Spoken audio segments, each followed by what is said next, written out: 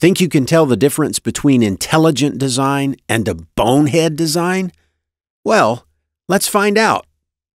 Let's look at our first design example. You decide you want cable TV in the shed in your backyard, so you need to run a cable from your house to the shed. So, you get online and order a half-mile worth of coaxial cable and run the cable from your house all the way to the nearest Walmart, never more than a quarter-mile away, right? And then back to your shed. Would you call this an intelligent design or a bonehead design? If you said that was a bonehead design, you are correct. This isn't just an inferior design, but a truly bonehead design. No intelligent being, not even a second grader, would do this. But strangely, God used this same design when designing the giraffe and many other mammals. He needed to run a nerve from the brain to the larynx, which was only about a foot away in the giraffe. So instead of running a short 12 inches or so of nerve fiber directly from the brain to the larynx, he instead ran a nerve fiber all the way down the neck and around the heart and then all the way back up the neck to finally connect to the larynx. Instead of using about a foot of nerve fiber, God used 14 times more than was needed. This design makes no sense in the world of intelligent design. But in the world of evolution, it makes perfect sense. We can easily imagine the giraffe having a shorter neck as we go back in time. And if we go back far enough, we can see how an animal with a short neck, or even no neck, such as a fish, would have a much shorter laryngeal nerve fiber. In animals such as fish, this would have been even shorter, and so on back in time. But since this fiber was looped around the heart, every increase in body size, or specifically neck to body length, would necessarily increase the length of the laryngeal nerve. And not so incidentally, one would think that a giraffe's neck, being so incredibly long, would have more vertebrae than an animal such as a human or even a camel. Swans have somewhere from 22 to 25 cervical or neck vertebrae, but strangely, the giraffe has only 7 cervical vertebrae. 7 neck bones. That's it. The same number that you and I have. The same number that all mammals have, barring a couple here or there. This makes a lot of sense if the animal's neck length evolved from a shorter neck across hundreds of thousands or perhaps even millions of years. But it makes very little sense if it was deliberately designed by any intelligent being. How about another example? You've been commissioned to design a self-defense mechanism for humans. You decide to design a gun that has 2 barrels, one pointing forward and one pointing back at the user. When fired, a bullet comes out of both barrels. Is this an example of intelligent design or a bonehead design? You guessed it, bonehead. Strangely enough, God used a similar design when He designed the honeybee. The stinger of the honeybee has barbs, which cause the stinger to lodge in many types of materials that it would need to sting, such as human skin. Ironically, when the bee stings to protect itself, and presumably its colony, the stinger often lodges due to the barbs and causes the entire stinger section to pull out of the bee's abdomen. This is fatal for the bee. Wouldn't a much better design be to remove or smooth out those barbs so that the bee could sting over and over without automatically killing itself? This design would be far superior and allow the bee to inject its venom numerous times and live to see another day. We see this kind of design in most other flying insects related to the bee, such as wasps, yellow jackets, hornets, and so on. It brings up the question, why would a designer give the bee such a bonehead design when this same designer had already given wasps and yellow jackets and other stinging insects little or no barbs on their stingers? Let's look at another example. You're commissioned to design a submarine that will hover inches above the surface of the ocean and be as camouflaged or hidden as possible. So instead of a flat sub, you build a sub that's extremely vertical and has two large cameras, one on each side. Once built, you let the sub do a month of maneuvers near the ocean floor, and then you hire a construction crew to do a few slight modifications to the sub so that it will now swim on its side. You also tell the construction crew to relocate the camera that was dragging the ocean floor so that it'll be on top of the sub with the other camera. You do this reconstruction for every submarine you build. Instead of just constructing them flat, you build them incorrectly and then modify them shortly thereafter. Is this an example of intelligent design? Or bonehead design? Yes, even a third grader would get this one right. It's a bonehead design. But this is exactly what we are to believe about the family of fish known as flatfish.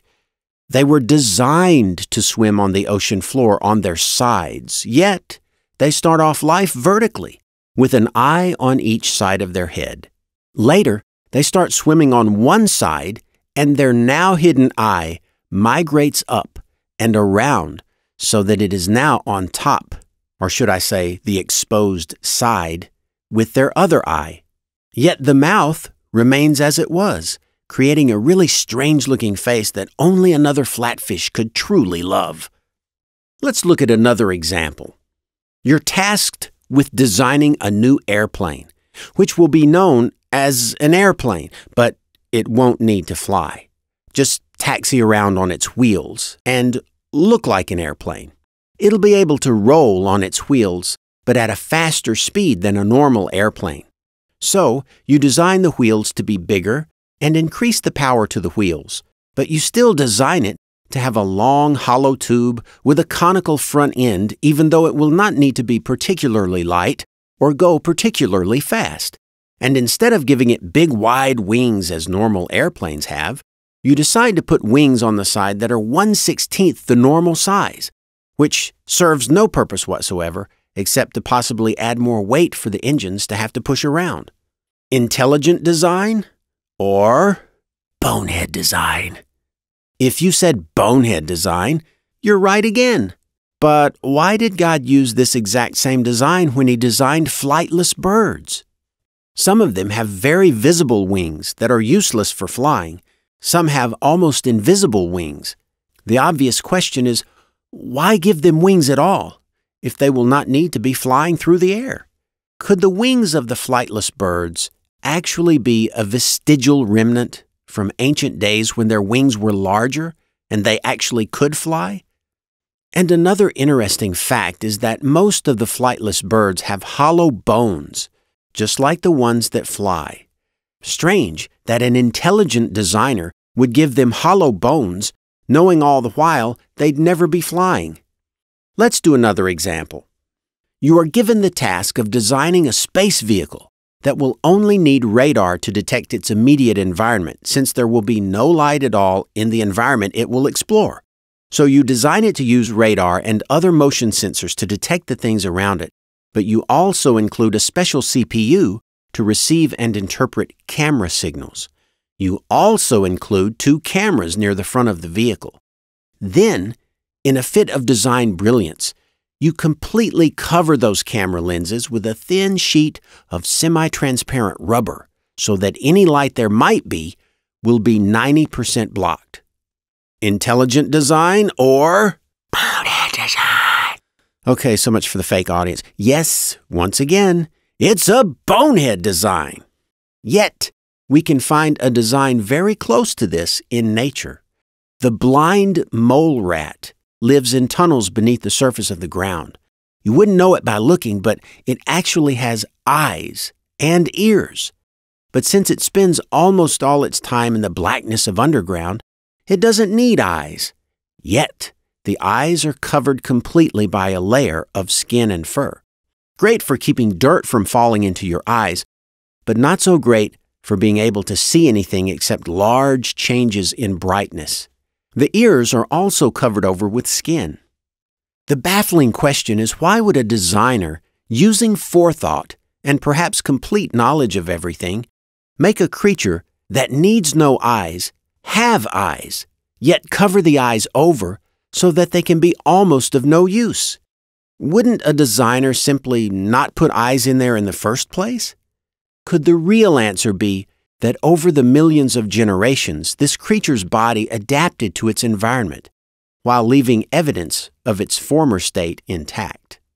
And speaking of designing useless features into animals, what about snake leg stubs that we see on boas?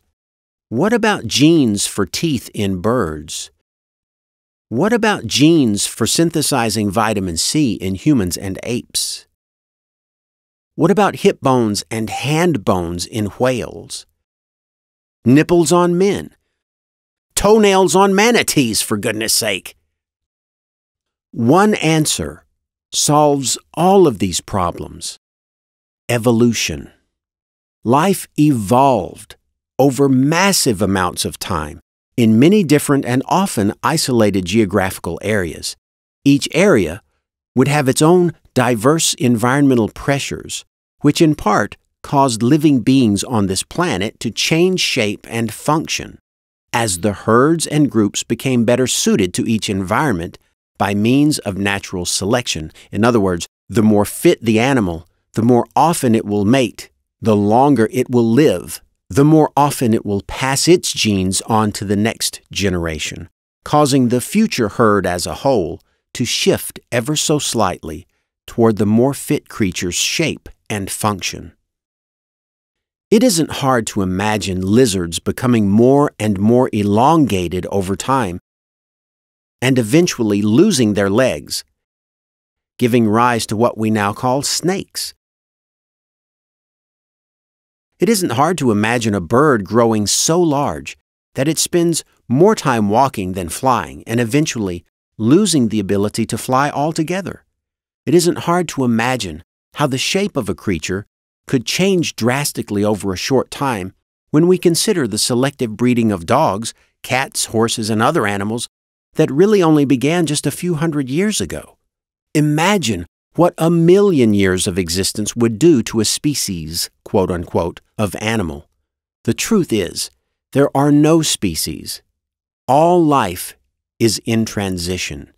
It always was, and it always will be.